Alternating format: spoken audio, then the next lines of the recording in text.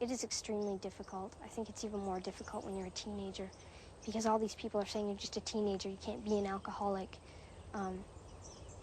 have a drink, you know, but they don't realize that if I have that one drink, I'm going to want another, and then I'm going to want another, and then it's going to be to the point where I'm just not going to care. Just give me the whole bloody bottle and I'll guzzle it all down, right? On the way home, my mom and I passed an accident on the highway, and it was a really bad accident. I said, oh my God, Mom, you know, holy, I wonder what happened to them, and I hope that never happens to us. I don't know how to describe the feeling. I was crying. I felt like my whole world was caving in around me. It was the worst I've ever felt in my life. But when you're not drinking, you got your mind on other things. Like I got my mind on my car and my bike all the time, or my drawing. It's a lot more freedom from drinking, because drinking is just like being in jail. We've all got real problems, but can't always solve them. We need someone to listen, cause we all need some talking. Some try to ignore, but we've got to explore. We cannot hide it all away, let's do this together. Whoa, I'll talk to you, and you'll talk to me. We've got to reach out to set us all free. Degrassi Talks, coast to coast, we hear real stories from real people. Degrassi Talks, Degrassi listens. You're not alone, let's do this together. Degrassi Talks. A lot of teens drink. In fact, 74% of Canadian teenagers use alcohol. I'm Neil Hope. In the Degrassi series, I played the character Wheels. Both Wheels and I have had our lives changed by alcohol. Wheels lost his parents due to a drunk driving accident. I lost my real father to an alcoholic's disease. You'd think my decision to stay away from alcohol would be an easy one. It's not. Pressures to drink are everywhere. We've traveled around the country to find out how Canadian teenagers are dealing with the issue to drink or not to drink. Ready? Rolling. Okay, hi, this is Alexei Sanasi from Degrassi Talks. Do you drink? No, I'm only 11. Yes, occasionally, do. Why do you drink? Because I enjoy it, I guess. Because it's socially acceptable. I don't drink. Why do... Drinking's not good. It's bad for your health. Do you guys drink? Yeah. No, stop. Yeah, I love you too. Bye-bye. Oh, keep going. My mom says hi. Hi, Mom! Stephanie, that's kind of a lot. Don't worry, Lucy. It's just like a milkshake. What? Oh, yeah, milkshake, huh? Chocolate, come on. Cry, she won't do it.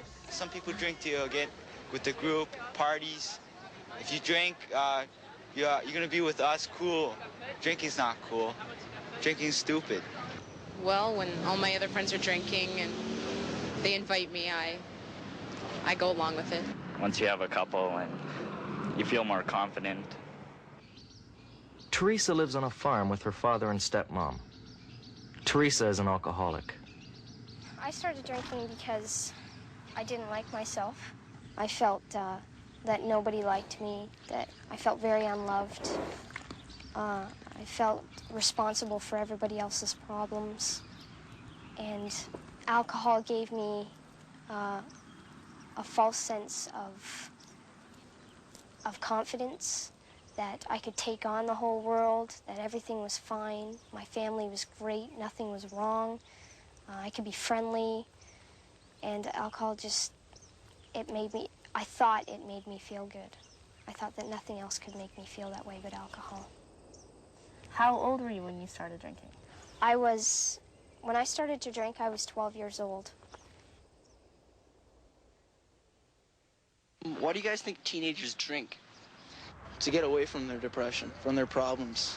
I drink because it relaxes me more. And I'm able to be myself more. There's nothing better to do, actually, in Whitehorse, so. It's been really well known among a lot of people in the Yukon and outside of the Yukon, all over Canada, the Whitehorse Yukon or the Yukon and the territories in general have a really high drinking rate. Per capita. There's just a lot of bars. We don't ever close our bars on a Sunday. You know, they're always open. There's always a lot of access. You get a drink whenever you want. I started drinking when I was really young. I think I had my first drink when I was about 10 years old. And it just seemed like it was waiting there for me at that age. Like it was sitting there at that part of my path, I guess you could say, and it was waiting for me to pick it up, and I did. I had nothing but terrible experiences with it. It was all like a big, you know, try to fit in. I'm not different anymore. I'm a part of something. Like, I'm not floating anywhere anymore. And I really, really abused alcohol, and I really got... The biggest thing for me is that people automatically start judging you and giving you labels. And I got this label of being a orangutan and a drunk and a troublemaker and everything else, and it was somebody. You know, I had a label. I was somebody. I wasn't just nobody anymore. Is there any pressure to drink, do you think, for teenagers? The pressure to drink is usually at parties where all your other friends are drinking, and it's really hard to stay away from it because you're kind of outcast by your friends when you're not drinking with them. Up here, a majority of the people do drink. Like, you go downtown and you see people, like you see little girls, like 12 and 13-year-olds going around and they're drunk. When you come from an like 3 generations of alcoholism, for me, that would mean that there would be an 80% chance that I will become an alcoholic. Do parents set a good example for their children?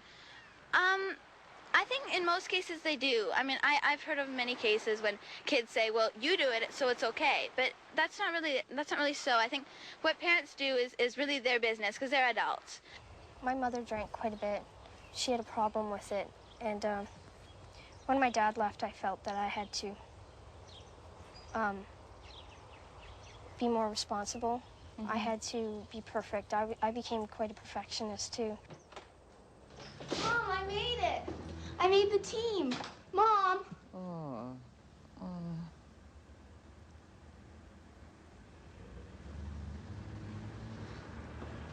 Mom. On the show, I played a character with an alcoholic mother, and it really put a lot of pressure on her, and she was always trying to be perfect, and well, there must have been a lot of pressure on you. Yeah, there was. When I got into grade 9, I started drinking before school. Once I was in grade 10, I felt that I had to have that drink before I could, if I was to do well in school, I had to have that drink. Everything revolved around this alcohol. I went to visit Nathan on the Rammer Reserve, and I found out that he and I have a lot in common. That's great. My mom was an alcoholic, and you know, I lost my dad about 4 years ago. He had cirrhosis of the liver, alcoholic's disease. My mom and dad have separated. My mom lives over in the house over there. My father lives here over with us. Alcohol has split them up. Really do think there is a double standard with parents, because I mean they sit there and they preach to you about, oh, not going out and getting yourself so drunk you can't even stand up, and then like, I mean, you turn around and there they are, you know, and doing it, and it's like you get preached at. So I mean, I think a lot of teenagers should learn to preach at their parents about that too. Well, I didn't think it was fair, because my mom drank a lot too, and she was always getting mad at me for drinking, and I was like, you know, take a look at yourself. I blame my drinking on my parents. I try to get out of the house and everything, like get away from the drinking. I end up going into town and getting drunk myself with my friends. How many days a week did you drink, and like how much a day were you drinking? 4 days roughly. 4 days? 4 days, yeah. And getting drunk every day? Yeah. Wake up, have a beer, right through the day, till I pass out.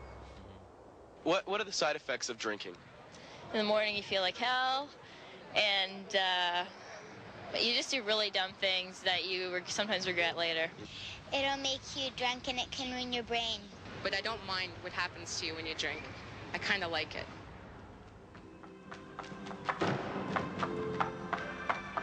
What's wrong, Steph? Other than the obvious of getting sick and vomiting.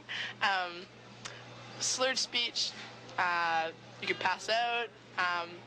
People fall down, they get drunk, they fall down. Their eyes turn red, their breath smells.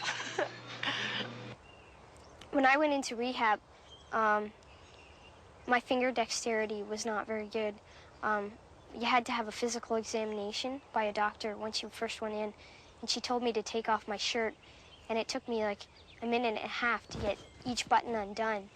And I just thought that I was clumsy, and she said to me, that's the alcohol has numbed your fingertips. That's how much you've been drinking.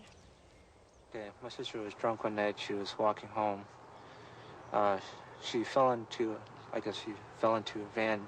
She fell underneath it. She was dragged underneath it for 72 feet. And she was taken to the hospital. I guess she did